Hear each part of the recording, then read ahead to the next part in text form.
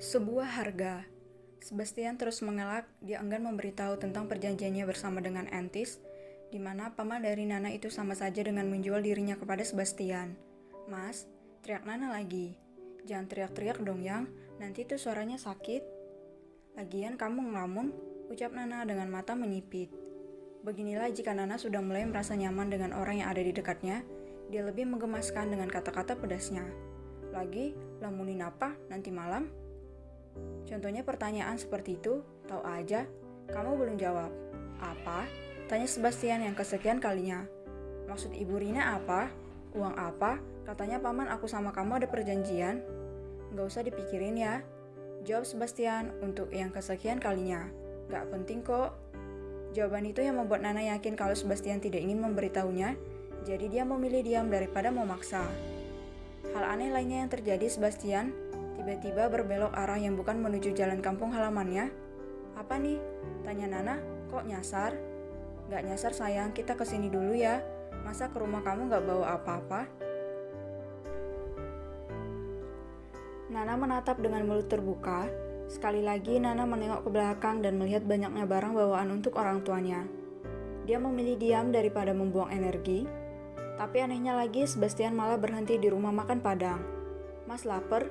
"Iya, mau makan makanan Cina," jawab Sebastian keluar lebih dulu. Yang mana membuat Nana menggeleng di dalam mobil.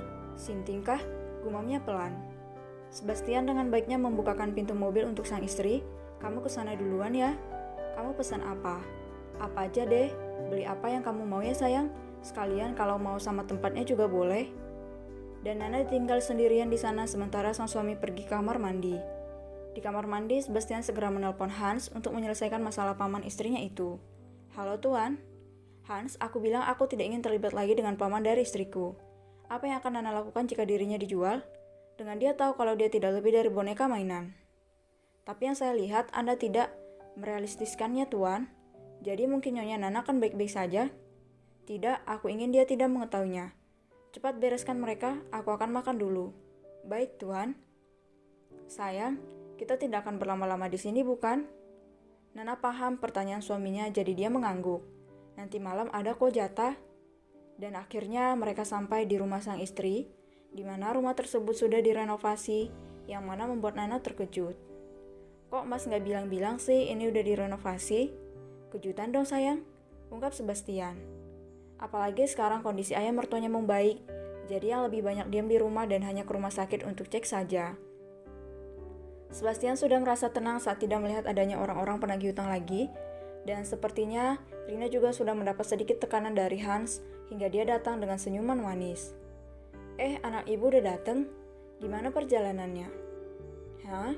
jawab Nana yang malas bicara dengan sang ibu istrinya. "Mana katanya ada rentenir?" "Nggak ada, mana iya ada rentenir. Tadi ibu lagi main sinetron-sinetronan sama Lia." "Iya kan Lia?" tanya Rina pada anaknya yang duduk di ruang tamu. Lia jelas memperlihatkan bahwa dia tidak menyukai Nana dan menginginkan posisinya. Lia ingin sekali merebut posisi Nana saat ini juga. "Lia, jawab," teriak Rina.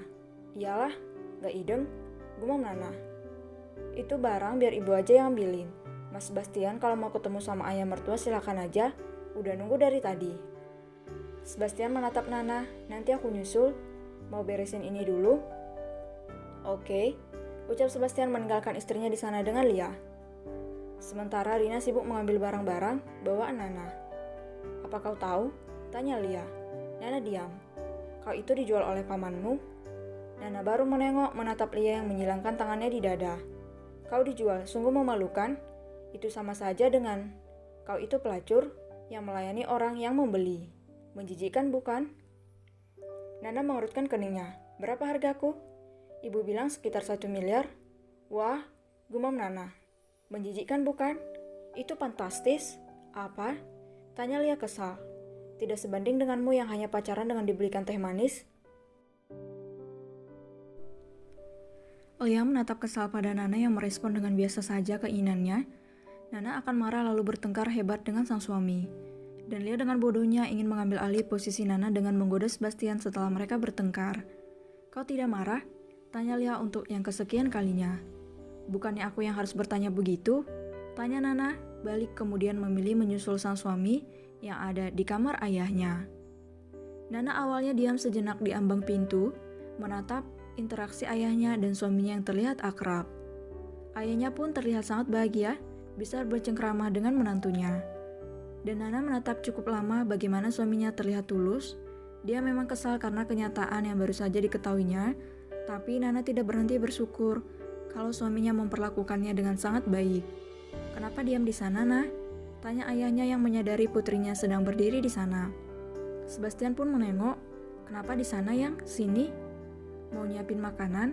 Kita mau makan malam di sini," ucap Nana mendekat pada ayahnya dan memberikan pelukan. Ayahnya itu terharu melihat putrinya yang jauh lebih berisi, kulit yang bersinar dan senyuman bahagia. "Kamu gemuk kan? Diajak makan terus sama suami?"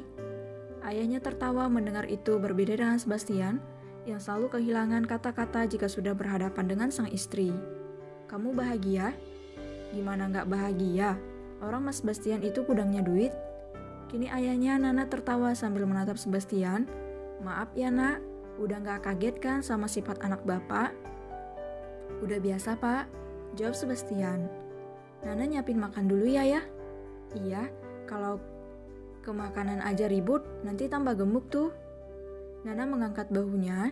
"Ini belum apa-apa ya, gimana kalau nanti hamil, ya kan Mas?" Sebastian hanya mengangguk tanpa menatap siapapun. Istrinya benar-benar tidak bisa dilawan dengan kata-kata. Itu sebabnya Sebastian selalu mengalahkannya di atas ranjang. Nana keluar meninggalkan kedua orang itu di sana. "Maaf ya jika anak bapak ngomongnya ceplos-ceplos. Emang udah dari sananya? Kalau ngomong wajahnya juga datar, jadi kayak orang gak punya perasaan. Tapi percaya sama bapak, Nana itu orang yang hangat. Dia bakalan jadi ibu yang baik untuk anak-anak kamu." Sebastian menatap lewat pintu yang terbuka, di mana istrinya sedang memasak. "Saya tahu Pak, Nana akan jadi istri dan ibu yang baik." "Nah, biar sama ibu aja," ucap Rina yang melihat Nana sedang memasak. Rina tidak ingin Sebastian melihat istrinya dijadikan sebagai pembantu di sini. "Nah, sini biar ibu aja," ucap Rina yang memaksa. Nana yang merasa kesal itu melepaskan pisau yang sedang dia pakai untuk mengikis wortel. Nana mau ke belakang dulu ambil daun bawang. "Ini biar ibu aja ya." Nana pun mengangguk. Dia ingin melihat seberapa besar kekuatan uang. Nana penasaran batas kesabaran Rina, apakah bisa diperluas dengan uang. Nana pergi ke belakang untuk mengambil daun bawang. Di sana ada kebun kecil yang memang sebelumnya sudah ada, bersebelahan dengan sawah yang membentang. Di sana Nana mendapati Lia yang sedang memainkan ponselnya. "Permisi," ucap Nana yang terhalangi oleh Lia. "Lewat aja napa?" balas Lia kesal. Nana pun melakukannya, dan saat dia mengambil daun bawang, Yumna yang ada di lantai atas juga melihat keberadaan Nana.